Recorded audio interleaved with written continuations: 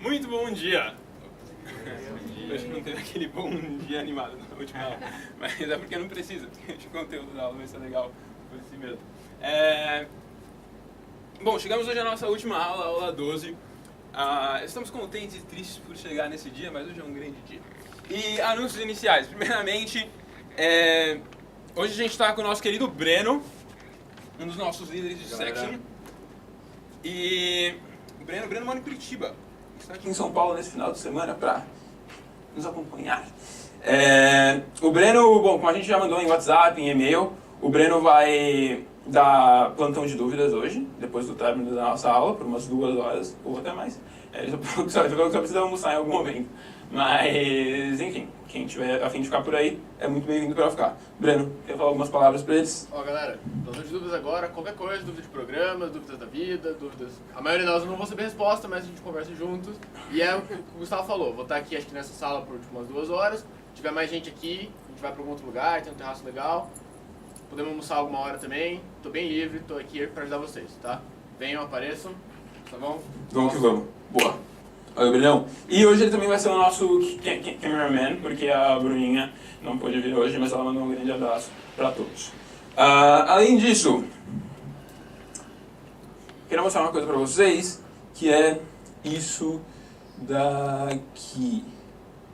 Isso aqui são os resultados dos formulários que vocês preenchem. E a gente só queria reforçar para falar o quão importante para a gente é receber esses feedbacks. Bom, como vocês podem ver aqui, a gente recebe vários gráficos com falando, enfim, né, das respostas de vocês e tal, e a gente consegue ter uma noção do que é que tá bom, do que é que tá fazendo sentido, do que é que não tá, porque muitas vezes o que a gente imagina não é o que corresponde à opinião de vocês mesmo. Então, aqui, por exemplo, quanto você sente que aprendeu? A maioria das pessoas sente que aprendeu, tipo, muito mesmo, ou muito, então, algumas falaram médio, mas enfim, em geral, a gente tá bem. Agora, tem algumas coisas do tipo, quais os recursos têm sido mais úteis para o seu aprendizado? E aqui, ainda bem, as aulas presenciais todos falaram que foi um recurso importante para o aprendizado. Mas enfim, a gente consegue ter uma noção aqui de quais os melhores recursos e os recursos que vocês gostam mais. E assim, do quais que a gente tem que investir mais tempo para deixar cada vez melhor. A gente, por exemplo, a gente não dava muita atenção para os handouts. E nos comentários a gente recebeu algumas coisas de, cara, a gente quer melhores handouts e tal. E a gente estava se preocupando muito, por exemplo, com section, com plantão de dúvida. E esse foi um que as pessoas muitas vezes não participavam tanto e que não achavam tão importantes. Então assim a gente consegue ter uma noção do que é importante para vocês. Então, quem ainda não preencheu, por favor, preencha. Essas coisas são extremamente importantes para a gente. Além disso, eu vou mostrar rapidinho aqui qual que vai ser o... Bom, agora a gente tem a lição de casa que é o Name Surfer, que a gente mostrou na última aula. Aí tem uma lição de casa que é tipo uma lição bônus, assim, que você pode fazer depois, que é o Face Pamphlet. É uma adaptação do Facebook, só tipo um pouco mais simples. Então o Face Pamphlet, você tem aqui uma tela do Facebook, só que mais simples. Então digamos que a gente queira, por exemplo, adicionar uma pessoa... eu quero criar um perfil meu no Facebook, então eu vou criar aqui Gus. Eu adiciono. Agora eu tenho um perfil. Aí eu posso, por exemplo, adicionar uma foto. E eu esqueci qual é o nome da foto, deixa eu ver aqui. Gustavo Torres, foto JPEG. Então aparece minha foto aqui. Essa foto está tipo salva na nossa pasta do nosso projeto. E aí, beleza. Agora eu vou criar um perfil, por exemplo, para o nosso querido Maiquinho. Aí a gente vai lá e agora o Maiquinho tem um perfil. E aí eu não tenho uma foto do Michael salvo no meu PC, né, porque eu não sou stalker, mas eu tenho uma outra foto de um cara aqui, que é essa daqui. Então essa foto do Michael agora. E aí o Michael, por exemplo, pode falar, estou só de boa. E agora, esse é o status do Michael. Ele pode me adicionar como amigo. Ele pode colocar aqui Gus e colocar adicionar amigo. E agora eu vou estar na lista de amigo dele. E se a gente voltar pro perfil, pro meu perfil, então eu clico em lookup, que é tipo pesquisar, o Maiquinho vai aparecer como amigo meu também. Então esse vai ser o último assignment. Vocês já conseguem fazer ele com tudo que vocês aprenderam. E você fala, não consigo, não, dá. Na verdade eu acho que o Name Surfer é mais difícil que esse. Esse daqui, enfim, no handout a gente explica bem como fazer e tal, então dá certo. Então esse daqui vai ser o último assignment. E E o último anúncio, hoje teve mais anúncios que geralmente a gente tem, né? Ao final da aula, a gente vai ficar pegando depoimentos de vocês. Então, quem tiver um tempinho, quem quiser falar o que achou do CS5XBR, como foi participar, o que acha de ciência da computação, todo esse tipo de coisa, o grande Breno vai estar gravando os depoimentos, que enfim vai ser bem importante depois pra gente, pra divulgar o curso, e enfim, vai ser uma coisa muito importante, então quem puder ajudar com isso, estamos aí. Muito bem, agora sim começamos a nossa aula.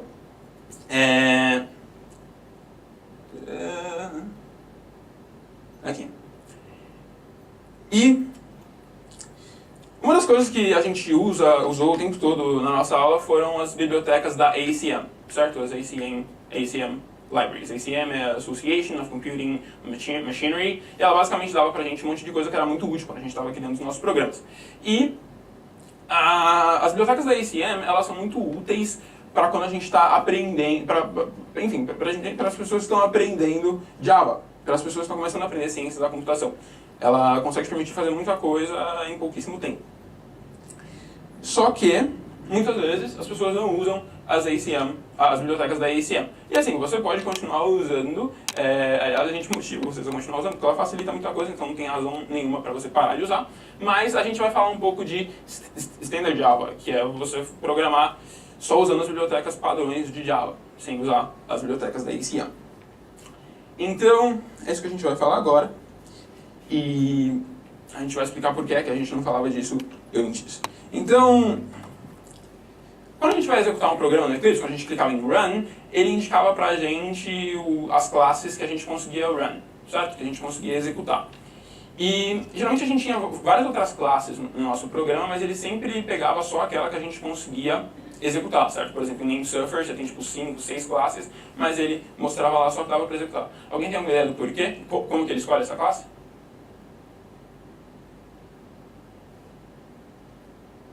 A que a gente consegue executar.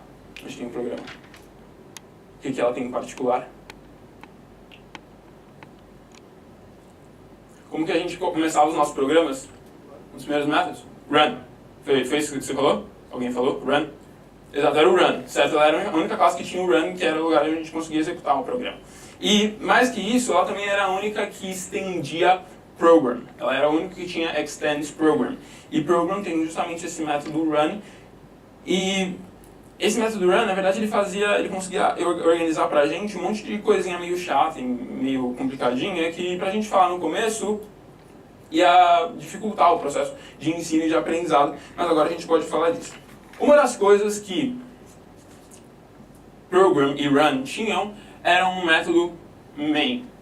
Deixa eu ver, vale a pena, daqui a pouco eu escrevo. Então esse método main. O método main, ele é o que contém tudo que tem que ser executado no programa. E aí você vai falar, Gustavo, mas eu fiz vários programas e nunca precisei falar main. E é exatamente isso, porque ele estava incluso dentro de program. Program, enfim, organizava e chamava main por você. E agora a gente vai falar para vocês como que funciona esse método main. Então, o método main, ele é declarado basicamente desse jeito. A gente vai ter um public, static, void, main. Depois a gente vai passar como parâmetro disso uma array de strings. E a gente vai chamar essa array de args. E daqui a pouco a gente fala dessa outra linha. Por enquanto vamos só se preocupar com public, static, void, main, array de strings. E por que a gente não falou isso para vocês na primeira aula? Porque, enfim, tem uma série de coisas que ia deixar muito complicado de explicar, certo? A gente ainda não sabia o que era array, o que eram strings, por que tinha esse static, mas agora a gente consegue explicar. Public, bom, a gente já usou public em vários lugares, certo? São métodos públicos que a gente consegue acessar fora da classe que a gente está declarando esse método. Static significa basicamente que esse método é um método que pertence à classe. A gente não vai chamar aquele método em uma instância de objeto. Um método que pertence à classe onde a gente está declarando esse método. Void significa que a gente não vai retornar nada nesse método. Main é o nome do método. E como argumento, a gente tem esse array de strings. Por que a gente tem isso? Em tempos mais antigos, quando as pessoas iam escrever programas, elas escreviam tudo num console de comando. E quando elas iam escrever essas coisas num console de comando, então a gente não tinha um negócio tão bonitinho quanto que a gente tem no Eclipse e tal. Era um negócio meio chato e meio feio de trabalhar. Quando a gente ia fazer isso, do lado do programa que a gente estava escrevendo, a gente tinha que entregar pro programa as coisas que a gente ia precisar que ele ia precisar para ser executado. Então, por exemplo, em Namesurfer, uma das coisas que a gente tem é um arquivo de texto com a colocação de cada nome ao longo das várias décadas no ranking de popularidade de nomes. E a gente ia ter que falar Namesurfer, depois colocar o nome desse arquivo de texto e colocar o nome de várias outras coisas que o Namesurfer ia precisar, tudo numa linha só. E essas coisas que a gente entrega para o Namesurfer eram os args. E aí, hoje, enfim, as coisas a gente programa de um jeito muito mais, tipo, é bonito o lugar onde a gente programa, muito mais organizadinho, então a gente não precisa se preocupar com isso. Então, Java, apesar de ser uma linguagem mais nova, ela foi feita em 95, ela foi feita baseada em C. E C é uma linguagem mais antiga que precisava dessas coisas todas. Então ela acabou herdando essa coisa dos args e tal, mas a gente não se preocupa com ela quando a gente vai declarar um main. A gente só passa essa array de strings args, porque é sintaxe, mas a gente não tem que colocar nada nela. A gente nunca vai se preocupar com o que a gente tem que colocar nela. É só padrão da língua, a gente precisa passar ela. Depois, dentro do main, a gente vai criar uma nova instância da classe que a gente está criando. Então, a gente agora vai ter que declarar um constructor de Namesurfer. E dentro desse constructor de Namesurfer, a gente vai colocar todas as coisas que a gente colocaria em run ou init. Tá? Então a gente vai basicamente só cortar o que a gente colocaria em run e init, colocar nesse constructor de Namesurfer. E aí em main, que vai ser o que vai ser chamado quando o programa começar, o programa vai começar a rodar e aí o main vai aparecer e vai falar: oi, sou o main. É a única coisa que a gente tem. O que é que a gente vai fazer? A gente vai criar uma nova instância da classe Namesurfer. Depois tem esse método chamado start, que basicamente fala, começa a rodar, certo? Então a gente vai começar a rodar, e aí a gente vai passar com o argumento de start, esses mesmos argumentos que a gente tinha aqui, e é isso. Então, assim, quando você olha isso daqui é meio feio, mais feio do que a gente fazia, mas tipo, a gente consegue entender o que está acontecendo. Se a gente falasse isso para vocês na primeira aula, enfim, ia complicar muito, ia ficar muito mais complicado, ia ficar muito mais difícil o processo de ensino disso. E aí agora, o que a gente vai fazer? A gente vai pegar esse main e ele vai ajudar a gente a pegar os programas que a gente tinha feito até agora e digamos que você fala, eu quero conseguir compartilhar esse programa com os meus amigos, com a minha família e tudo isso, eu quero conseguir, e que eles não precisem tipo, do Eclipse para conseguir rodar meu programa e tal, que eu consiga só enviar meu programa para os meus amigos, para a minha família, que eles consigam rodar isso. Então a gente vai ver como fazer isso agora. E o jeito que a gente vai fazer isso vai ser transformando os nossos programas em arquivos jar. O que são jars? Um arquivo tipo jar. Jar é a abreviação de Java Archive. Talvez vocês lembrem que a gente falou disso em uma das primeiras aulas. Se não lembrar, sem problemas. Então, Java Archive, então, arquivo de Java. E um arquivo jar ele contém várias coisas. Geralmente ele vai conter vários arquivos compilados. Então a gente vai pegar os nossos arquivos de Java que a gente escrevia, transformar ele em um arquivo executável, então um arquivo que a gente consegue rodar tipo, só clicando nele e aí roda o programa. E, enfim, geralmente é isso que os jars vão conter. O jar consegue conter várias outras coisas. Ele consegue conter também os nossos programas do tipo .java, então eles sem serem compilados. Quando eles estão compilados, eles têm o final .class. Então a gente pode colocar tanto arquivos .class quanto .java. A gente também consegue colocar arquivos de texto, imagens dentro do nosso jar, a gente consegue colocar uma série de coisas. Agora, a gente só vai se preocupar em colocar os arquivos compilados, os arquivos .class. Como que a gente vai fazer isso? Bom, eu vou fechar aqui o Face Pamphlet. Close Project. Pronto. Agora a gente tem aqui o assignment 6, que é o Namesurfer e tal. E aqui, ao invés de ter run, então eu vou usar o meu Namesurfer com main. Por quê? Se a gente colocasse com run, a gente conseguiria fazer as mesmas coisas que a gente vai fazer, só que tem um pequeno detalhe. Java, em teoria, ele é uma linguagem que consegue se adaptar aos vários sistemas operacionais, então ao Windows, ao macOS, enfim, diferentes sistemas operacionais, mas quando a gente usa as bibliotecas da ACM, na parte do método run, do init, muitas vezes essas coisas podem dar problema. Então, se a gente compilar no nosso macOS, pode ser que acabe não rodando no Windows. Então, para garantir que vai funcionar, a gente usa o main. O main faz com que o nosso programa ele tenha uma portabilidade maior, então que a gente consiga usar nos diferentes sistemas operacionais. Então, eu vou ter exatamente o que a gente tinha falado agora há pouco, public static void main, string args, e aí eu vou aqui criar uma nova instância de namesurfer. Aqui eu tenho a classe namesurfer, então tudo que eu colocaria em run, eu vou colocar aqui. E é basicamente isso. Alguém tem alguma dúvida do que a gente falou até aqui? Não? Beleza. Opa, manda. Eu posso só colocar args. Preciso colocar alguma coisa relevante. Exato, você pode colocar outro nome se você quiser, que não seja args, Tá. mas, porque enfim é o nome da sua variável só. Mas não precisa colocar nada lá. Literalmente é um array com nada. Então tem que colocar porque é padrão. A sintaxe e tal. Então agora a gente vai ver como transformar isso daí em um jar. Como que a gente vai fazer isso? Primeira coisa, a gente vai clicar aqui na nossa pasta. A gente pode tanto clicar com o botão direito em Export ou ir aqui em File e clicar em Export. Então a gente vai clicar em Export. Depois a gente vai abrir essa pastinha Java aqui, às vezes vai estar fechada, às vezes vai estar aberta, mas a gente vai aqui em Java e a gente vai em Jar File. A gente vai selecionar Jar File, depois clicar em Next. E aí a gente vai ter essa tela. O que é essa tela? Nessa tela a gente vai selecionar o que é que a gente quer que seja exportado. E como padrão, ele vem com tudo que está no nosso projeto para ser exportado. Só que a gente não quer exportar tudo. Porque se a gente exportar essas coisinhas aqui, tipo o .project, o .classPath e tal, o nosso arquivo jar vai acabar ficando meio confuso e tal, a gente não quer exportar tudo. A gente só quer exportar o que está no nosso default package. Então eu vou aqui em default package, clicar, e agora a gente vai selecionar tudo que está em default package. Depois, a gente quer garantir que essa opção aqui, Export Generated Class Files and Resources, está marcada, porque isso vai basicamente compilar todas as nossas classes que a gente tem no nosso programa para virar arquivos executáveis. E aqui a gente escolhe o lugar onde a gente quer salvar. Então aqui eu vou salvar na minha pasta Assignment 6 com o nome namesurfer. E aqui ele já vai colocar o formato .jar. Então aqui namesurfer.jar. E aí agora a gente pode clicar em Next. Depois, essas opções aqui a gente vai deixar marcadas. A gente está basicamente falando, exporta tudo que eu selecionei.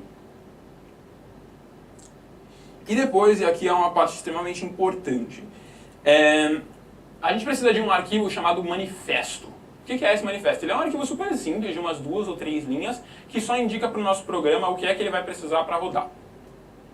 E aqui, então, a gente tem que selecionar a opção gerar um arquivo de manifesto. E aí, a gente seleciona aqui o lugar onde a gente quer salvar esse arquivo de manifesto. No nosso caso, a gente vai salvar aqui na pasta Assignment 6 mesmo. E a gente vai dar um nome para ele de manifest. Ok, então aqui Assignment 6 manifest. E agora tem esse negócio aqui chamado main class. Como o jar pode ter vários arquivos executáveis, a gente tem que indicar para ele qual que é o arquivo que a gente quer que ele comece rodando. Então, quando a gente entrar aqui em Browse, ele vai indicar para a gente todos os programas que tem o método main, então aqueles que tem alguma coisa para rodar, e a gente escolhe qual que a gente quer que comece a ser rodado.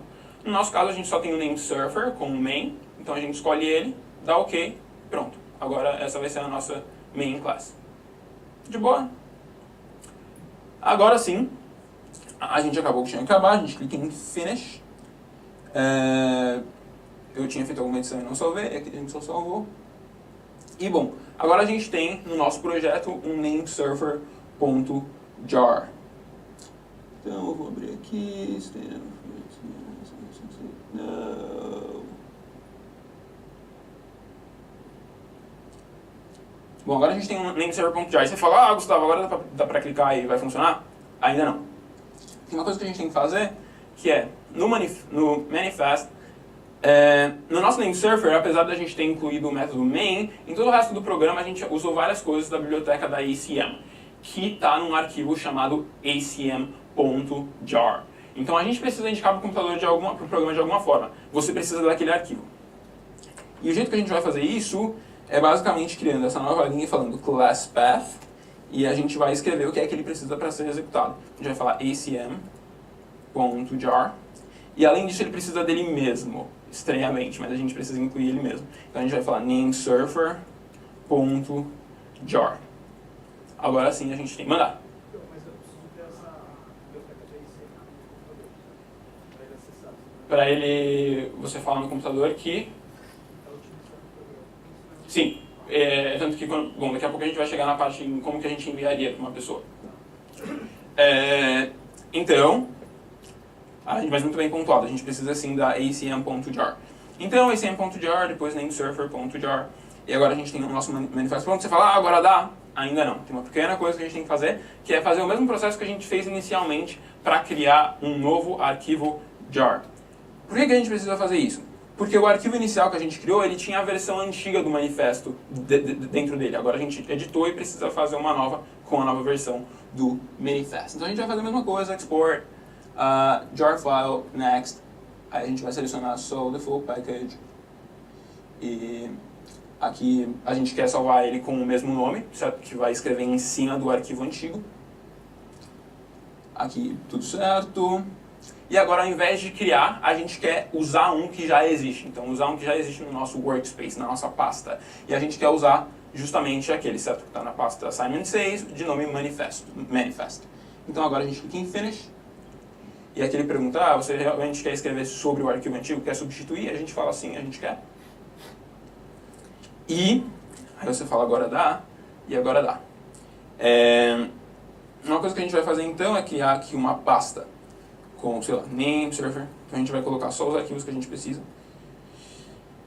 Então, assignment 6, eu vou pegar namesurfer, eu vou precisar, como o Paulo pontuou, de acm.jar, e vou precisar também do arquivo de texto que a gente usava no programa. Então a gente tem aqui, se a gente clicar,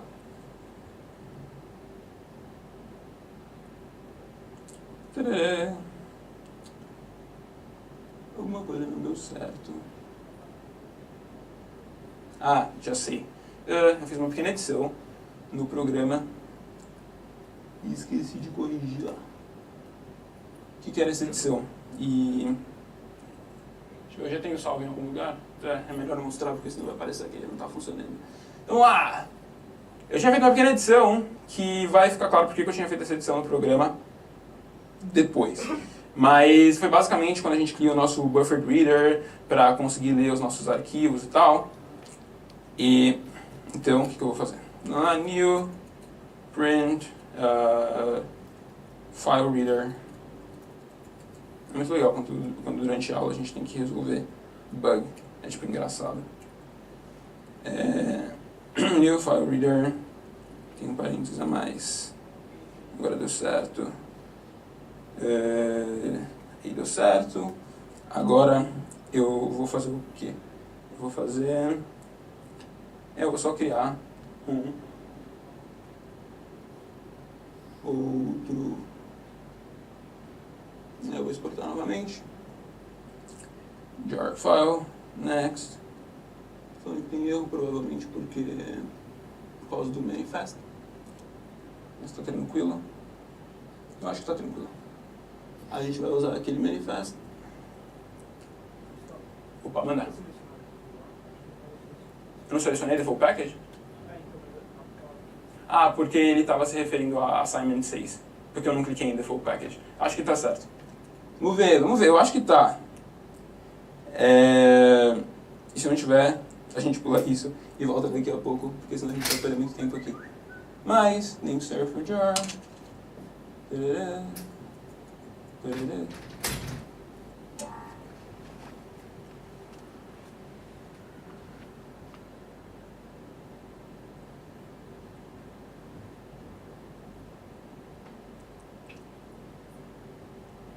Vamos fazer o processo do zero. Deixa eu ver, a gente tem tempo? Mais ou menos. eu tenho... Isso, deixa eu ver, eu tenho que ter em algum lugar. Ah, eu tinha excluído algumas coisas. Esse daqui roda? Talvez. A gente vai seguir a aula. Eu vou voltar nisso daqui se der tempo. Eu tô com medo da gente não falar de coisas extremamente importantes. A única razão pela qual isso daqui não deu certo é porque eu tinha feito aquela edição e as alterações que a gente tinha feito no arquivo e tal, né? Mas enfim, se você seguir esse passo a passo, do jeito que o seu name server tava, vai dar certo. E na verdade agora eu vou mostrar uma coisa mais legal do que simplesmente conseguir executar. E se você fosse enviar para um amigo seu, você ia enviar tipo essa pasta. Você comprimiria essa pasta, certo? Em formato zip, enviaria e ela teria todas as informações que seu amigo precisaria para executar o programa. Só que mais legal do que enviar uma pasta com os arquivos para o seu amigo é enviar uma página de internet com o seu programa. É isso que a gente vai mostrar agora. Aqui a gente tem o nameserver.jar, a biblioteca acm.jar e um arquivo em HTML. Só para ter uma ideia, quantas pessoas aqui sabem pelo menos um pouco de HTML? Tranquilo. Os que não sabem não precisam se preocupar. A gente vai falar disso daqui tipo, por 2 minutos. Só para ter uma ideia, porque Java, um dos lugares em que Java é muito usado é em sites. Porque os nossos programs, tudo que a gente tinha criado até agora, eram subclasse de applet. E applet são basicamente programas que você pode implementar em uma página de internet. Então agora a gente vai mostrar isso daí sendo executado numa página de internet. Então aqui a gente tem um arquivo em HTML. Se a gente abrir com, por exemplo, o Firefox, a gente vai conseguir ter o nosso name server numa página de internet. Repara que não está tipo, aberto mais no meu browser, está aberto realmente no navegador. E se eu tentar usar, a gente vai conseguir usar o programa. Tem pessoas chamadas D. Eu queria digitar Fred, mas aparentemente não estou digitando. Bom, isso é muito estranho. Enfim, como que a gente faz? E, bom, só para provar que a gente está no browser, repara que a gente pode entrar, por exemplo, no Google. Deixa eu abrir uma página do Google. Então, o que tem aqui no nosso HTML? Então, eu vou abrir como um arquivo de texto, né, que é o jeito que a gente vai escrever o HTML. É assim que deixa maior, é assim que deixa maior. Então, HTML é um negócio muito simples de aprender. Porque, tipo, o conceito é simples. E aí, como que ele funciona basicamente? Você vai ter tags, então HTML, então a gente está falando tudo que está aqui dentro é um HTML. Depois a gente vai ter várias divisões, tipo head, então é o título da página, depois body, então o que está de fato no corpo da nossa página, e várias outras coisas. E aí, para de fato usar o nosso applet, o nosso programa, a gente vai falar applet, então a gente vai ter uma tag chamada applet, e dentro dessa tag a gente vai primeiro declarar o nome do arquivo que a gente quer abrir. Então a gente vai falar archive, significa arquivo, qual que vai ser o nosso archive, nameserver.jar. Depois, a página de HTML, ela não tem mais o manifest, ela não tem mais o conteúdo do manifest. Então a gente precisa indicar para ela qual que é o código dentro de nameserver.jar que tem que ser executado, certo? O nosso main class. O jeito que a gente fala isso é code igual a nameserver.class. Então é aquilo que vai ser executado. Depois isso daqui é só o tamanho da nossa tela. E é isso. A gente conseguiu incorporar um programa de Java, vocês podem fazer isso com qualquer um dos programas de vocês. O que vocês têm que ter na pasta? Tem que ter o acm.jar, na pasta que vocês forem criar com o HTML de vocês, o programa, e o HTML. Repara que a gente não tem o arquivo de texto, porque quando a gente for rodar um arquivo de HTML, ele não consegue acessar os arquivos de texto que a gente tinha naquela página. Então a gente precisa de alguma forma incorporar ele dentro do nosso programa. Então quando a gente for exportar os nossos arquivos para o jar, a gente também escolheria o arquivo de texto com os nomes e os rankings dele. A gente colocaria ele dentro do projeto, então a gente teria ele no nosso jar. E aí é daí que veio aquela alteração que eu tinha feito no meu programa. Porque agora eu não tenho mais um arquivo de texto que eu vou ler da minha pasta. Eu vou ter um arquivo de texto que está dentro do meu jar archive. Então eu preciso indicar no meu programa alguma forma. Quero que você leia esse arquivo de texto dentro do jar archive. E era aquela edição que eu tinha feito no meio do programa. Era uma coisa que eu não sabia fazer e eu fui pesquisar ontem. Como executar um programa que está dentro de um jar archive. E você dá um Google e aí tipo, a primeira resposta é a certa. E aí os caras falaram, você usa essa linha de código. Eu usei essa linha de código e deu certo. Então é basicamente isso. Se alguém tiver mais curiosidade, vem conversar com a gente e tal. Enfim, Google sempre ajuda. Mas é basicamente assim que a gente coloca um applet dentro de um HTML. E agora a gente vai dar alguns exemplos de programa com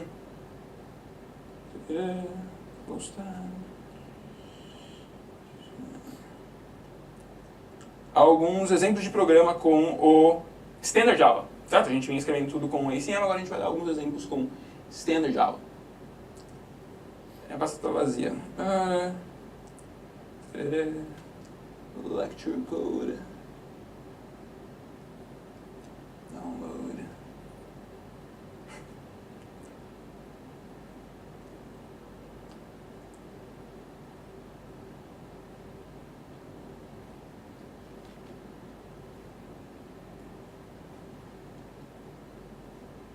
Cadê?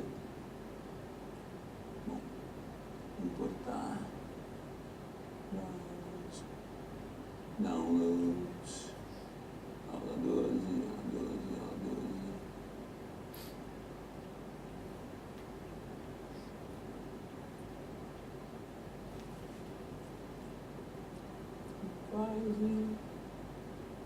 Aula 12. Cadê a pasta?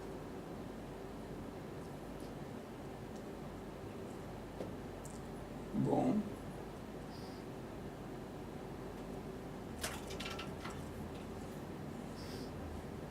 Não consegui achar a pasta lá. Oxi. Várias coisas estão dando errado hoje. Por quê? Porque é a última aula. Então, para fechar com chave de ouro.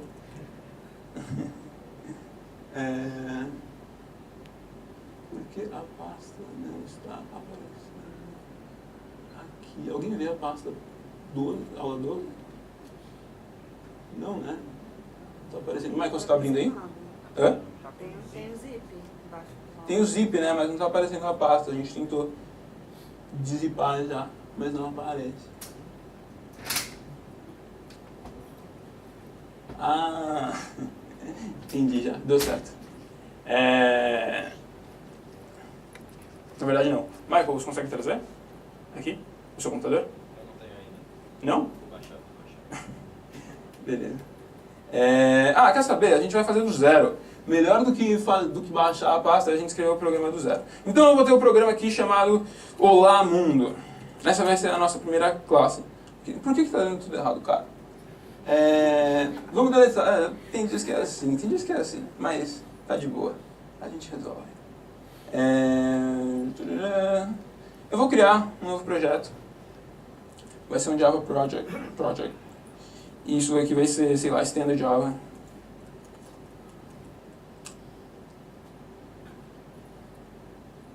E aí agora a gente vai lá, fechar tudo, não, de boa. E daí ele vai escrever tudo muito rápido e vai aparecer aqui na tela. Tá certo? Deu certo. Boa. Vai. Boa. E assim. Então agora programas em Standard Java. Cadê? Aqui. Aí. Então a gente tem o nosso Olá Mundo. Então os nossos primeiros programas, geralmente, é escrever na tela Olá Mundo. Então a gente vai ter aqui um programa que vai usar o nosso console. Aqui repara que a gente não está importando nenhuma biblioteca, a gente não está importando o ACM, a gente não está estendendo o console, o graphics program. Então a gente tem um public class, Olá Mundo, e a gente tem o nosso main, certo? Que vai conter aquilo que a gente quer executar. E dentro do main a gente vai falar o que é que a gente quer que seja executado. Então a gente quer usar o println, muito parecido com o que a gente tinha no console, então o que é que a gente quer print. Só que aí a gente tem que indicar onde que a gente quer print aquilo, porque agora ele não tem mais um console, certo? Então a gente tem que falar system out. Então é basicamente o lugar de output do nosso sistema. Na parte da sintaxe a gente fala system.out e agora a gente vai conseguir print Olá Mundo. E quando a gente rodar Olá Mundo, aí você fala, Gustavo, cadê a tela? Mas agora não deu problema, agora deu certo. Aparece aqui embaixo. Certo? Então, como a gente não tem o console program, é só o standard Java, a gente não tem mais uma tela que aparece, certo? Uma tela bonitinha com o nosso texto, com o nosso console, ele aparece aqui embaixo, no console do programa, do ambiente onde a gente está programando. Então, você pode ver que é um jeito muito mais feio de fazer o negócio e não fica tão legal. Então, por isso vale muito a pena a gente usar os ACM, as bibliotecas da ACM. E aí você fala, tá, e se eu quisesse fazer alguma coisa com gráficos? Então aqui, como a gente precisa de gráficos, a gente vai importar essa biblioteca javax.swing, que tinha os interactors, os JComponents, porque a gente vai usar JComponent aqui. Então a gente vai ter um public class, Olá Mundo Gráfico, E a primeira coisa que a gente vai fazer é criar um J-frame. O que é um J-frame? J-frame é basicamente frame é tipo moldura. Então é a moldura que vai estar sustentando a janela onde vão estar os nossos gráficos. Então a gente vai criar esse nosso J-frame, vai ser um new J-frame. E aqui é só o nome da janela, tipo, não vai ter nada escrito lá gráfico, é só o nome que vai estar tipo, no topo da janela. Depois a gente quer criar um label e colocar lá dentro. J-frame só aceita J-components dentro dele. Então a gente cria um J-label, chama ele de label, fala aqui um new J-label, e a gente quer que o texto seja esse e que o texto que está dentro do J-label esteja centralizado no J-label. Então a gente fala J-label.center. É basicamente o alinhamento. A gente podia alinhar à esquerda, alinhar à direita, a gente vai alinhar no meio. Depois a gente quer adicionar o label ao frame, então a gente fala frame.addLabel. Depois a gente quer falar o tamanho da nossa janela, então a gente vai falar aqui 500 por 300. E agora tem essas duas últimas coisas, que são coisas que vão falar, Gustavo, por que a gente precisa indicar isso? Não é óbvio. E esse é o Standard Java. Qual que é essa primeira coisa? Essa primeira coisa, ela basicamente faz o seguinte, ela indica para o programa. Quando a pessoa clicar no X para fechar a janela, eu quero que você pare de executar o programa. Senão a gente continuaria executando ele mesmo com a janela fechada. Porque é óbvio, se a gente fecha a janela, lógico que a gente quer parar o programa. Mas a gente tem que falar isso. Então o jeito que a gente fala é frame.set default close operation jframe.exit on close. Depois a gente quer falar, quero que o meu frame seja visível. Então a gente vai falar frame.setVisibleTrue, porque senão a gente não ia conseguir ver ele. O que também é óbvio, certo? Mas a gente tem que indicar isso para o programa. E aí quando a gente rodar, olá, mundo gráfico,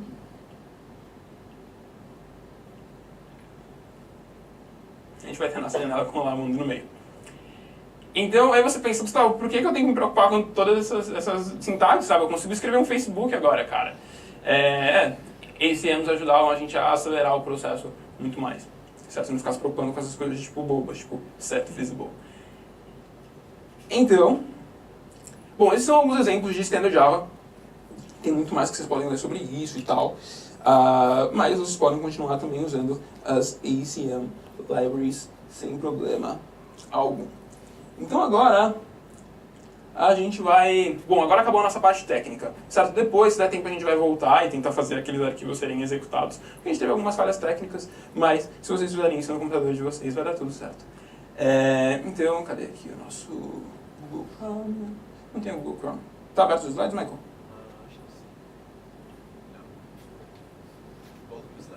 Será que eu pego um? Boa, melhor abrir aqui mesmo. Lecture Slides, aula 12. É legal que a gente convidou os pais para assistirem a aula hoje e hoje está dando um monte de erro. Pais, geralmente não é assim. Faz parte. Dá tudo certo. Então, agora a gente vai começar. Existe vida depois de 106BR? Então, o que pode ser feito? Quais são as possibilidades de coisas que vocês podem fazer com ciência da computação? Então, bom, então a gente vai falar aqui de grandes áreas, de grandes coisas que estão sendo feitas em ciência da computação. A primeira delas, o que é visto hoje como o futuro da ciência da computação, como que vai gerar várias coisas e tal, é a chamada inteligência artificial. Inteligência artificial é basicamente você conseguir fazer um computador fingir que ele é tão inteligente quanto um humano. Da inteligência artificial. E o que está sendo feito em inteligência artificial? Bom, tem vários campos dela. Um deles é a robótica. Então talvez você já tenha ouvido falar do Google Self-Driving Car. É o carro da Google que se dirige, certo? Tem tipo um semi-automático, tipo da Tesla. O da Tesla teve um acidente esses dias, não sei se vocês viram e tal. Mas enfim, Google Self-Driving Car. Aqui a gente tem um pequeno vídeo dele mostrando mais ou menos o que está acontecendo dentro do carro quando ele está operando. Então aqui é o carro, tipo, de fato, aqui é o que ele está filmando, certo? Ele está no meio de uma rodovia. Aqui é meio como ele está interpretando o mundo ao redor dele. Repara que ele consegue, tipo, identificar objetos e aparece, tipo, um ponto de exclamação, tipo, tome cuidado e esse tipo de coisa. Só que aí tem situações extremamente mais complicadas, certo? Então aqui ele está no meio de uma cidade, ele tem que identificar pessoas, então saber que ele tem que tomar mais cuidado com pessoas, enfim, carros vindo de todos os lados, ele tem que saber quando que ele pode ir, quando que ele não pode. E aqui, por exemplo, ele está andando no meio de uma construção, então ele tem que saber onde que ele tem que desviar, por onde que ele pode passar, e tudo isso. E aparecem, tipo, ciclistas, então ele tem que identificar os ciclistas, e tudo mais. Então, repara que tudo isso são coisas extremamente complexas, certo? Ele está atuando mesmo como um humano, tipo, tem que tomar cuidado com isso, né? Então, isso é uma inteligência artificial. Você pode pensar, o carro é um robô? Sim, o carro é um robô. Imagina que... Eita. Uou. Como é que eu faço para voltar? Voltou. Aí.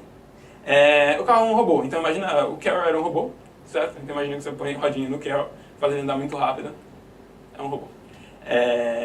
Então, um exemplo aí de robótica na inteligência artificial. Um outro exemplo é uma outra subdivisão de inteligência artificial é machine learning.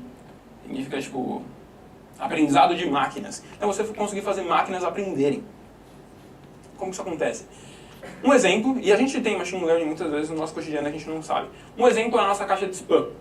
O nosso e-mail, ele analisa basicamente tudo que a gente mandou para o lixo e e-mails de outras pessoas também do que era considerado, que ela considerava lixo, do que não era, e ele consegue aprender o que ele deve julgar como lixo e o que ele não deve considerar como lixo. E a partir disso ele começa a enviar as coisas direto por spam. E lógico que às vezes dá errado, então, por exemplo, um amigo seu manda um e-mail e você nunca vê porque foi direto por spam, porque humanos não são perfeitos, máquinas também não. Mas, enfim, é o conceito de machine learning, certo? A gente está fazendo a máquina aprender e ela age sobre o que ela aprendeu. Um outro exemplo de machine learning é um negócio chamado AlphaGo. Quem aqui já ouviu falar do AlphaGo? Boa. AlphaGo, e a gente já vai explicar isso mesmo. AlphaGo foi uma máquina, foi um programa, máquina, feita para conseguir jogar um jogo chamado Go. Go é um jogo de xadrez extremamente complexo, Esse número é um número muito grande, certo? 2 vezes 10 elevado a 170, então tipo 10 com 170 zeros depois dele, com um 2 na frente. Isso aqui é uma aproximação, na verdade esse número é esse daqui. E o que é esse número? Esse número é a quantidade de combinações diferentes de um tabuleiro de Go. É maior do que o número de átomos no universo.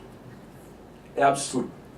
Muito bem, é um jogo muito complexo. E aí, enfim, tem tipo, os melhores jogadores do mundo e tal. E aí esse AlphaGo, ele foi uma máquina programada para jogar isso. Só que imagina que um cara ele não consegue sentar e programar, tipo, se o tabuleiro estiver desse jeito, faça isso. Porque são tantas as combinações que o cara nunca conseguiria acabar de fazer uma coisa dessas. Então o que fizeram? Fizeram uma máquina conseguir aprender a jogar. Então, o que eles fizeram foi uma máquina tendo, tipo, milhões de jogos contra ela mesma, e assim aprendendo quais que eram as diferentes estratégias para conseguir ganhar o jogo. Então a máquina jogou milhões de vezes contra ela mesma, aprendeu a jogar o jogo, e depois fizeram ela jogar contra o melhor jogador do mundo, e ela ganhou de 4-1. Então eles jogaram 5 rodadas, ela ganhou 4, o cara ganhou 1. Machine Learning. É bizarro o que os caras estão conseguindo fazer com isso. Então, além disso,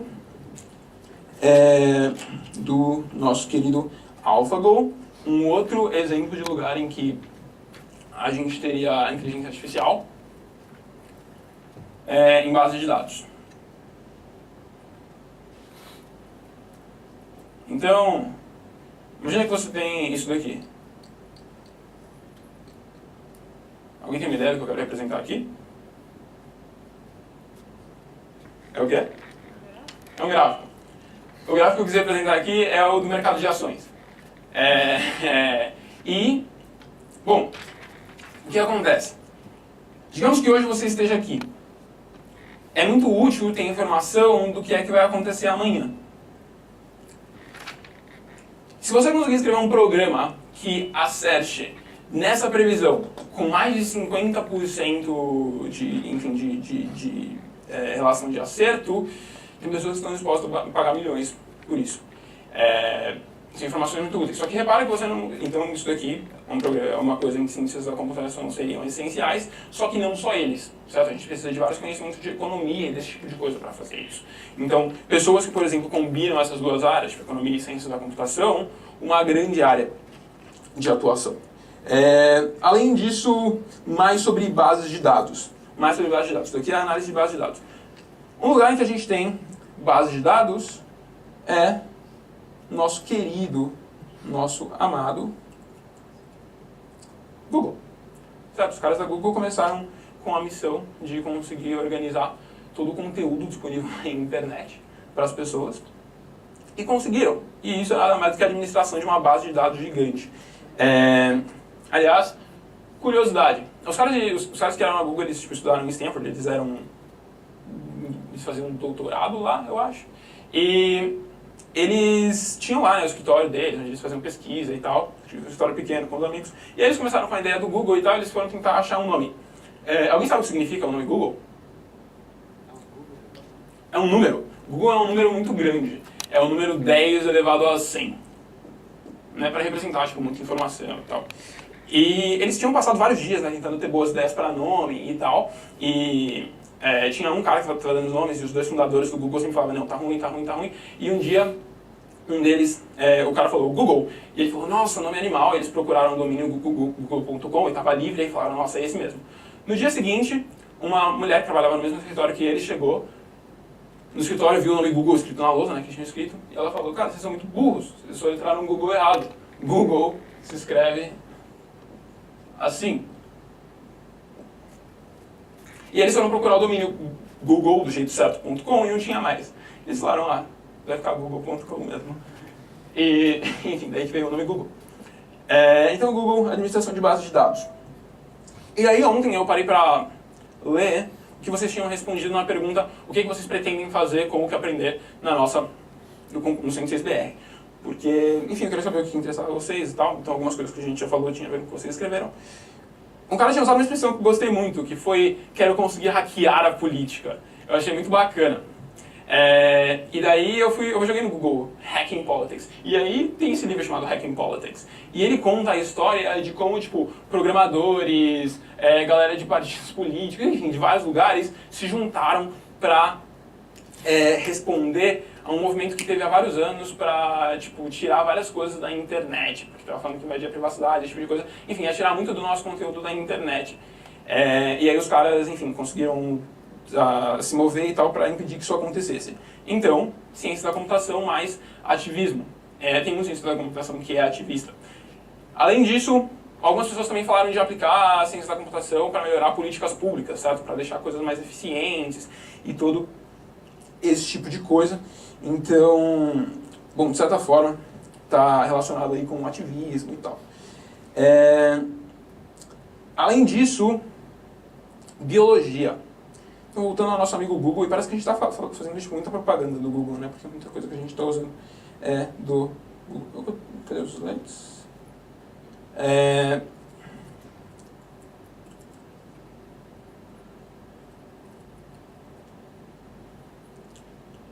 Google tem isso daqui. Eles basicamente armazenaram o código genético tipo, de muitas coisas aqui.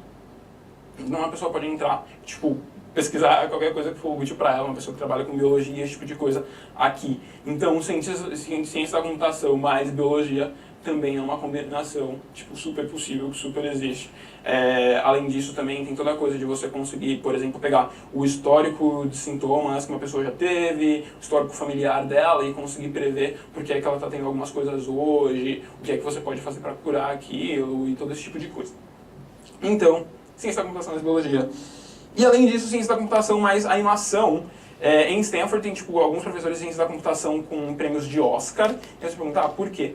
Porque eles trabalharam, por exemplo, para fazer os primeiros filmes com animação. Então, eles desenvolveram vários programas necessários para que aquilo acontecesse. A Pixar, por exemplo, tem tipo, vários programadores. Porque eles foram tipo, um dos precursores em filme com animação. E isso é super complexo, então eles tiveram que desenvolver tecnologia para fazer aquilo. Então, também é uma área que tem essa combinação. Bom, falando de Pixar, então, de empresa, ciências da computação mais empreendedorismo.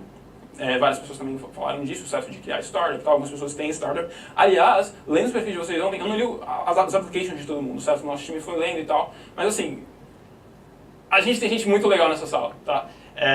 Tem gente que participou de competição na Índia e tipo, foi convidado para participar de fórum de ciências na Inglaterra e esse tipo de coisa. Tem gente que, sei lá, se formou na França e já trabalhou em vários lugares, e tem 2 startups, todo esse tipo de coisa. Tem gente muito interessante. Então, se vocês puderem, a gente vai ter esse tempo em que o Breno vai ficar de plantão de dúvidas, é um ótimo período para vocês conhecerem também. Vale a pena. Vale a pena.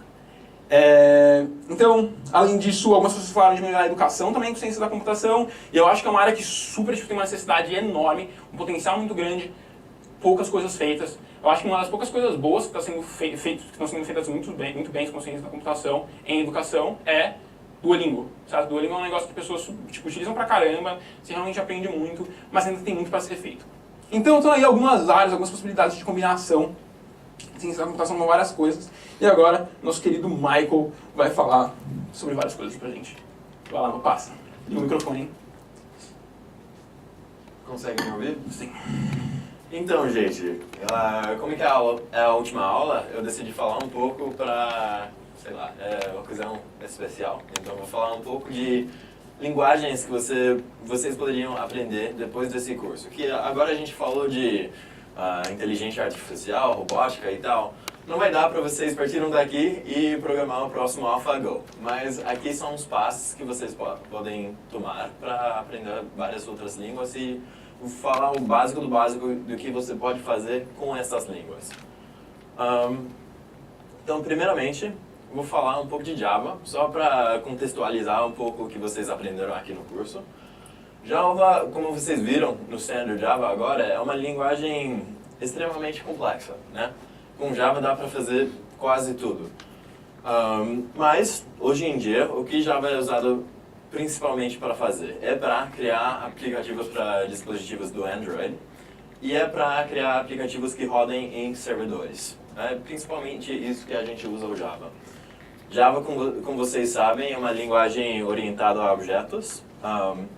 E isso vai influenciar de um grande jeito o jeito que você vai programar em Java. Mas nem toda linguagem de programação é orientada a objetos. Então, achei que seria legal também mostrar como escrever esse programa mais simples, o Hello World, em cada das línguas que eu vou apresentar para vocês. Aqui em Java, é exatamente o que a gente acabou de fazer, né? A gente já sabe o que é tudo isso, então não vou entrar em detalhe. Mas só para vocês verem o formato que eu vou usar. Então, para falar um pouco do HTML. O Gustavo já entrou um pouco para falar, falando mais. Basicamente, HTML não é tecnicamente uma linguagem de programação, né? É uma linguagem que descreve o conteúdo de uma página. Mas por que não é uma linguagem de programação? Não é, porque ele não vai fazer nenhum tipo de processamento, nenhuma computação vai acontecer dentro de um documento HTML. Então, essencialmente, as páginas do web que são descritas em somente HTML são coisas estáticas, eles não mudam. É só um conteúdo e o jeito que vai ser apresentado. Então, a gente pode definir, usando HTML, o que vai aparecer na página. Isso sendo texto, imagens, links, a gente pode fazer listas de itens, mas é uma coisa bem básica. E o que a gente usa para fazer um Olá Mundo em HTML? Isso é o página web mais básico possível. Como o Gustavo falou, a gente vai ter uma série de tags, o head. Aqui a gente sempre tem o tag que abre e o tag que fecha. O tag que fecha tem o mesmo nome do tag que abre, mas tem uma barra em frente. Aqui o que a gente está fazendo? A gente está definindo o title da página, que vai ser basicamente o que vai aparecer na aba do navegador, vai ser CS106BR. E aqui a gente, no corpo da página, a gente está falando Olá Mundo, só isso. Super básico, só texto. Agora, para deixar o HTML mais legal, mais interessante, a gente usa o CSS, que chama Cascading Style Sheets. Eu não faço ideia de como traduzir Cascading Style Sheets para português. Mas basicamente é usado para customizar uma página de HTML. Dá para você adicionar cores, fontes, basicamente fazer tudo parecer muito mais legal, muito mais complexo. Inclusive tem essa palavra style, estilo, que vai justamente fazer isso com a página. E como que não dá para fazer um programa Olá Mundo em CSS, eu achei que seria melhor mostrar para vocês uma página com CSS e uma página sem, só para vocês verem a diferença que faz. Isso é um site que vocês provavelmente conhecem, o nosso portal lindo, feito pelo nosso desenvolvedor do web, que mora em Singapura. E aqui está com CSS e aqui está sem CSS. Então dá para ver a diferença, aqui a gente só tem texto, tem um vídeo que a gente fez um embed aqui, mais texto, uns links em cima, mas é uma coisa realmente muito básica. Então dá para ver como que a página fica mais interessante usando HTML. Peraí, CSS. Então, mas, obviamente, falta uma grande coisa aqui. Como é que a gente faz páginas do web que são mais interativas, mais interessantes? Para fazer isso, a gente usa o JavaScript. Não precisa ser só JavaScript, tem um monte de línguas que fazem isso. Um outro exemplo seria PHP. Mas agora eu vou falar de JavaScript mesmo. Uma coisa, JavaScript não é que nem a Java. Tipo, não se confunde com isso, porque são linguagens muito diferentes. Mas, basicamente, JavaScript é usado para inserir conteúdo interativo numa página do web. E como que a gente vai fazer esse programa Olá Mundo em JavaScript? De novo, a gente vai ter toda essa estrutura HTML, mas aqui, em vez de ter aquela h1, que é o header, e o Olá Mundo lá como string, a gente vai ter um bloco de JavaScript. Então a gente vai ter esse novo tag, que chama script, e aqui a gente vai falar para o computador qual que vai ser o tipo do script que a gente está usando, né? A gente tem que especificar que vai ser um texto em JavaScript, para ele interpretar do jeito certo.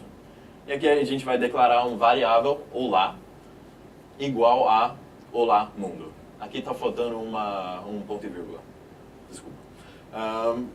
Mas, como dá para ver aqui, a gente não está definindo qual que vai ser o tipo desse variável.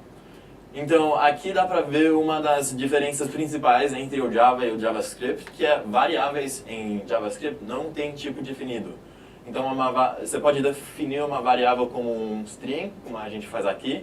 Daí eu poderia falar aqui na linha de baixo, olá é igual a 5, um número. Não tem nenhum... O compilador não... Basicamente, em Java, o compilador vai ver se os variáveis que você declarou têm o tipo certo. Aqui isso não acontece, porque é uma língua interpretada, então, ao invés de ser compilada, ou seja, ao invés de criar um executivo que depois vai ser rodado, a programa meio que é montada e visualizada na hora que você roda ele. Então é uma diferença sutil, mas isso é uma diferença grande entre as duas linguagens. Para falar muito brevemente de Swift e Objective-C, agora eu parei de falar de web, esses são linguagens que são usados para criar aplicativos para dispositivos do iOS. Eu realmente não sei nada de Swift e Objective-C, então não vou falar um monte de coisas, mas brevemente o que seria um Olá Mundo. Eu sei que parece um pouco mais complicado, mas realmente não é. O que a gente está fazendo aqui? Dá para ver que tem umas semelhanças muito grandes com a Java. A gente está criando uma classe, certo? A gente está dando o nome e a gente está falando que a gente vai estender com esses dois pontos uma outra classe, UIViewController. Daí aqui a gente declara uma variável de instância, o label. A gente fala que vai ser do tipo UILabel. E daí, aqui dentro, a gente vai falar... Basicamente, essa função, viewDeLoad, é o que vai ser chamado quando aquela tela aparece no dispositivo. Beleza? Faz sentido? Então a gente vai chamar o viewDeLoad no superclass e daí a gente vai só setar o texto daquele nosso label para ser Olá Mundo. E vai aparecer lá o nosso Olá Mundo. Beleza? Faz sentido? Ok. Olá Mundo em Objective-C. Objective-C é uma linguagem um pouco mais velha do que Swift. Swift, na verdade, foi feito para ser um pouco mais bonito, um pouco mais fácil de desenvolver. E Objective-C é baseado muito em C e C++. Então, mas aqui basicamente a gente está fazendo uma coisa bem simples também. A gente tem esse método main, com argc, constchar, argv, vocês não precisam preocupar com isso. E daí a gente vai definir essa coisa que chama um auto-release-pool. Basicamente é tipo um escopo. Você sabe que as variáveis em Java, sempre desaparecem quando chega ao fim daquele bloco em que eles foram definidos? Vocês lembram disso? Então aqui a gente define isso manualmente. A gente fala que as variáveis que são definidas aqui dentro não vão existir depois desse bloco. Daí a gente só chama esse método nslog hello world. Super simples. Essa arroba aqui é só falando que a gente quer tratar esse string como objeto. Só um detalhe. Mas, como dá pra ver, tem várias semelhanças entre isso e a Java. Então, se você está interessado em desenvolver para iOS, eu recomendo olhar Swift e Objective-C. São linguagens interessantes. Agora, C. Uma linguagem muito interessante. Vocês provavelmente já ouviram de C. Gustavo, inclusive, falou um pouco mais cedo na aula. E é uma linguagem que é usada ainda com frequência hoje, mas é uma linguagem de nível muito baixo. O que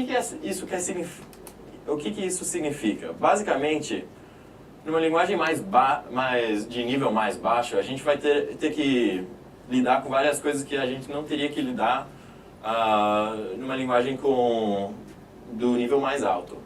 Então, por exemplo, se a gente quer criar um objeto em C, a gente não pode só falar, eu quero um new objeto deste tipo. Primeiramente, não tem objeto sem C. Esqueci de falar, isso é uma grande diferença. Não existe um objeto sem C, mas se eu preciso de uma memória para, sei lá, guardar um string, qualquer coisa, eu não vou poder só falar, me dar espaço para esse string. Eu vou ter que manualmente falar para o computador, eu vou querer... por exemplo, se o string tem 8 caracteres, cada caractere ocupa 1 byte na memória. Daí eu vou precisar falar para o computador, eu quero 8 bytes de espaço. Preciso falar isso manualmente quando eu quero criar alguma variável. É muito chato.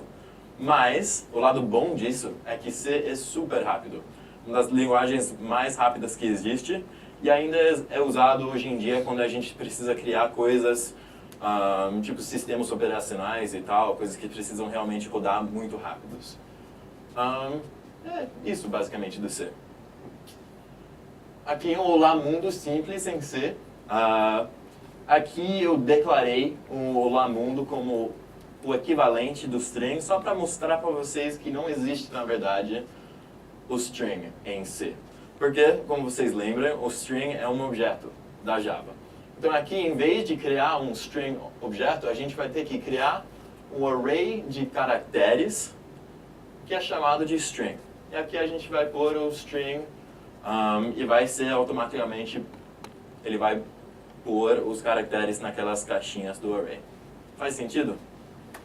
E daqui a gente vai chamar esse método printf. Em vez de só pôr a variável aqui, a gente tem que especificar que o que a gente está printing aqui é um string. E daí a gente põe esse %s, que só está falando que aqui vai um variável do tipo string, ou nesse caso do tipo array de caracteres. E daí a gente põe o variável aqui, o C vai e ele pega esse variável, põe aqui dentro do string, e daí ele print.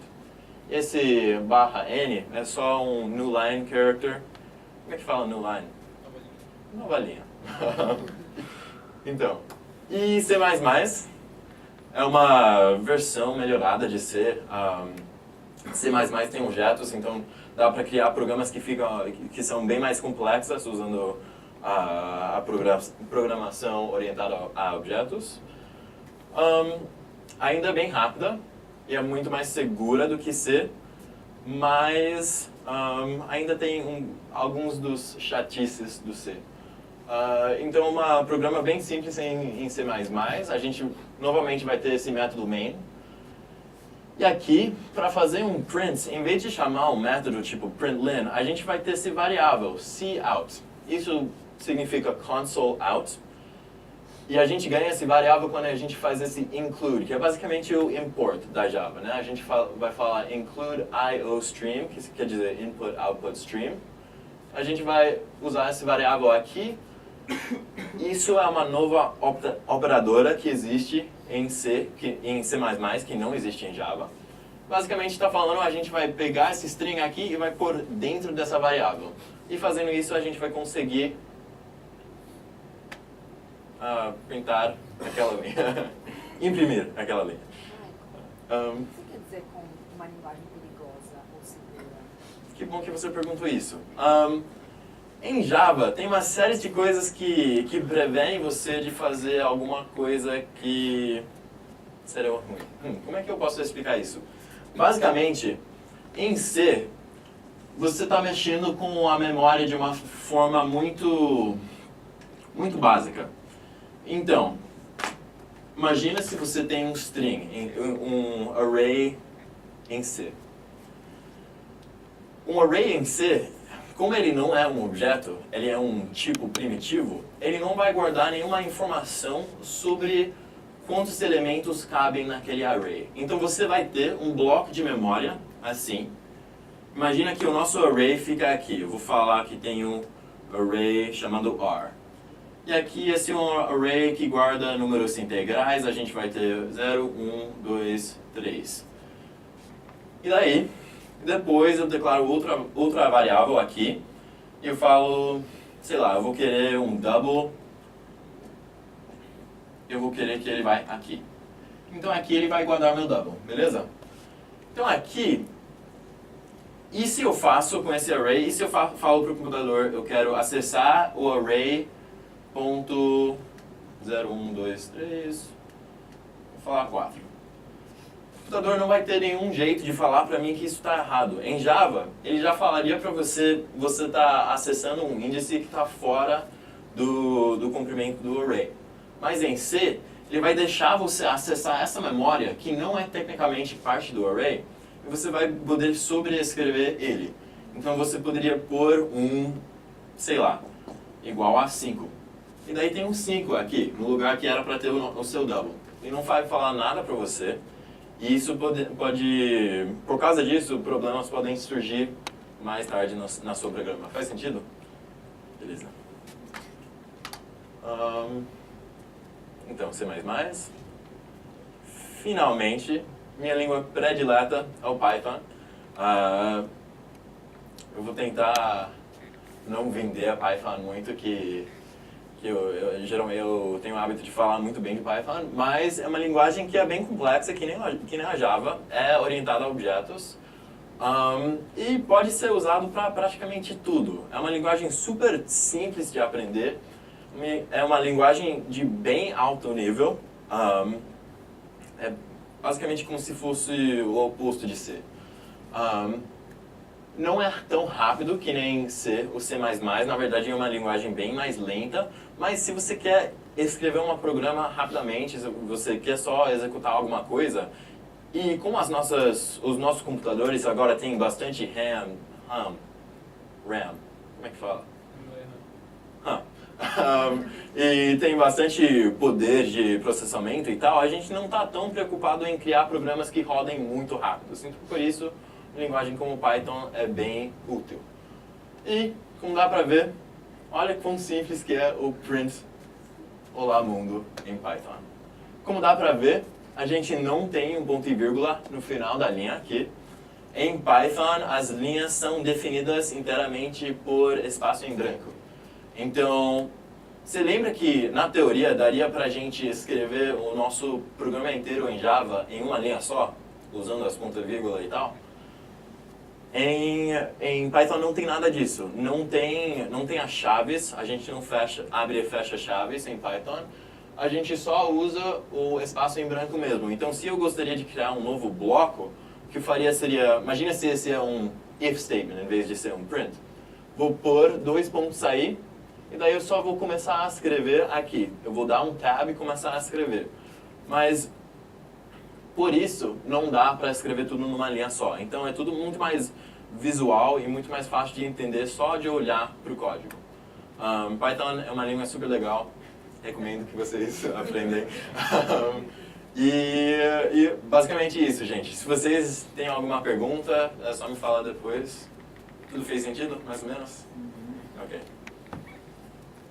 Muito bem, agora sim chegamos aos minutos finais. E...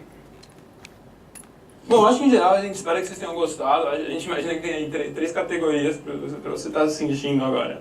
A primeira delas é... Caraca, gostei pra caramba, a ciência da computação é animal, quero fazer muito mais disso. É nóis. A segunda delas é... foi ok, foi legal, pode ser que eu faça um pouco mais no futuro. Maneiro. E a outra categoria é tipo... Nunca mais quero ver ciência da computação, foi horrível. Não gostei de ciência da computação. A gente imagina que, para o pessoal que está aqui até agora, os sobreviventes, provavelmente nenhum está na terceira categoria, certo? Porque, enfim, vocês vieram ver que vocês gostaram do que vocês estavam aprendendo e tal. A gente imagina que não tem ninguém na terceira categoria. E a gente quer que isso seja só o começo, sabe? Só o começo, porque... eu tinha acabado de anotar algumas coisas para falar e perdi. Mas enfim, que seja só o começo para vocês e o começo pra gente. Então, o começo para vocês significa o quê? Tem muito mais coisa para aprender, certo? O Michael já falou de outras linguagens que tem para aprender e tal, tem muito mais. E assim, a gente acredita que o que vocês aprenderam aqui te dá uma base muito boa para conseguir aprender por conta. Um pequeno problema. Tem muito conteúdo na internet, só que a maioria é disponível em inglês. Então, para muita gente tem essa barreira da língua, certo? Eu conheço muitos programadores, tipo, muito bons, que falam inglês bem mais ou menos, mas enfim, foram aprendendo fuçando, sabe? Então, inglês, tipo, dificulta, mas não impede, certo? Dá pra ir fuçando, dá pra ir tentando e dá certo. E a gente pode dar várias sugestões de conteúdo para vocês, é só pedir pra gente, pode ser que a gente envie um e-mail com isso. E também, enfim, é o começo para vocês, é o começo pra gente. Sabe, ciência da computação não é um negócio forte no Brasil ainda, mas tem um potencial para criar todo um novo campo econômico. Sabe, o Vale do Silício, onde está Stanford, de onde surgiram tipo, várias empresas gigantes, não fez isso à toa. As ciências da computação era uma das coisas que estavam no centro disso tudo acontecer. E a gente quer que o mesmo aconteça aqui no Brasil. A gente acredita muito que isso é possível. O CS106BR é só o começo do que a gente está fazendo. Era um experimento para testar algumas coisas. A gente validou muitas coisas que a gente queria validar e agora a gente quer continuar crescendo, sabe? A gente quer realmente implementar a ciência da computação como parte da cultura de aprendizado brasileira. Que as pessoas falem, ciência da computação é tão importante quanto o inglês, que seja uma coisa que todo mundo tenha, que todo mundo tenha acesso. É sonho grande, é difícil, é super complicado, mas tem que sonhar grande e a gente consegue chegar lá. Então...